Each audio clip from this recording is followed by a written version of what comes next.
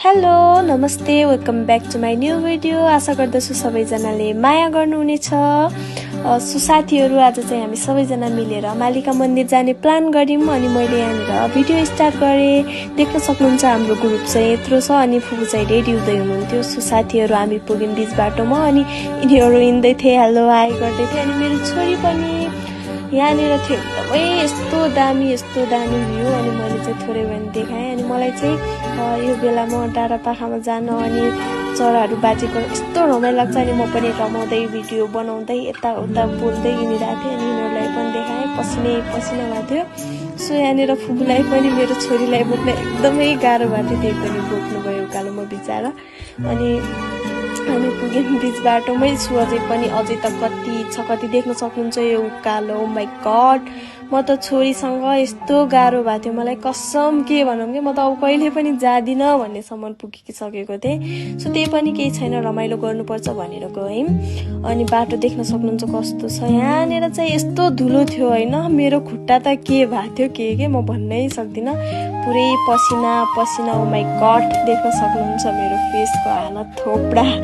अनि यहाँनिर चाहिँ हाम्रो घर जाने बाटोमा गाडी गइराखेको थियो अनि मैले थोरै भयो नि यस्तो रमाइलो लाग्यो अनि भिडियो बनाइदिएँ। सो साथीहरू यहाँनिर चाहिँ देख्न सक्नुहुन्छ उहाँहरू चाहिँ हिँड्दै हुनुहुन्छ अनि लाली गुराँस फुलिसकेको रहेछ कि अनि मलाई त यस्तो मनपर्छ नि फुलहरू फुलेको। अनि यहाँनिर चाहिँ थोरै हामीले रेस्ट गऱ्यौँ अनि मेरो छोरी चाहिँ फुल ल्याइदिनु न भन्दै थिइन् अनि बहिनी चाहिँ म जाँदैछु भन्दै थिइन् अनि हामीले थोरै भयो नि यहाँनिर रेस्ट गऱ्यौँ। हामी लगभग मध्यसम्म पुगिसकेका छौँ। अनि यहाँनिर चाहिँ हामी जाजरकोटमा हामीले खाने पानीको ट्याङ्क चाहिँ यहाँनिर रहेछ क्या, मैले फर्स्टपटक देखेँ। अनि सो त्यही पनि मैले भिडियो बनाएँ। अनि सिडी यति धेरै थियो, हामी आमा छोरीलाई चढ्न यति गाह्रो भयो, त्यही पनि थोरै गरी चढ्यौँ। अनि यही सिडीमा बस्दा उनले फुल ल्याएर पनि पुगिन्।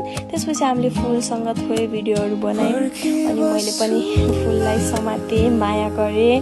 सो देख्न सक्नुहुन्छ मेरो छोरीले पनि यस्तो नि फुलको यति माया गर्ने कि बच्चालाई पनि थाहा छ कि कुन ऋतुमा कुन फुलहरू फुल्छ भनेर उनले पनि धेरै माया गर्ने। मेरो भिडियो पनि बनाइदिनु न भनिन् अनि मैले भिडियो बनाइदिएँ। हामी सिडीसम्म पुगिरहेको थियौँ अनि फुपूले नानीलाई बोक्नुभयो, उनी बहिनी चाहिँ म यहीँनिरबाट फर्किन्छु भन्दै थियो। ओ माई गड, म त यति दिक लाग्यो मलाई, यति माथि थियो कसम।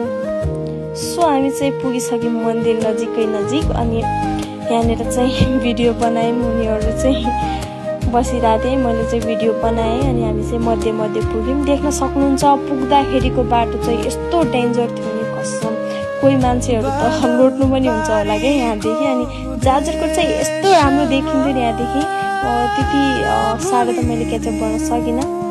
साथीहरू उनीहरू पुगेर मन्दिरलाई दर्शन गरे अनि मैले पनि थोरै उनीहरूको भिडियो पनि बनाइदिएँ अनि उनीहरू चाहिँ रेस्ट गरे थोरै बाहिर नै अनि मैले पनि दर्शन गरेँ, यताउता यहाँ मागे आफ्नो इच्छा। सो मन्दिरभित्र धेरै रमाइलो गऱ्यौँ, हामीले फोटोहरू खिच्यौँ, भिडियोहरू बनायौँ अनि हामी चाहिँ फर्क्यौँ। मैले चाहिँ भित्र देखाउन पाएन किनभने फोन एउटै थियो अनि त्यही हो, अब चाहिँ हामी फर्किन लागेको।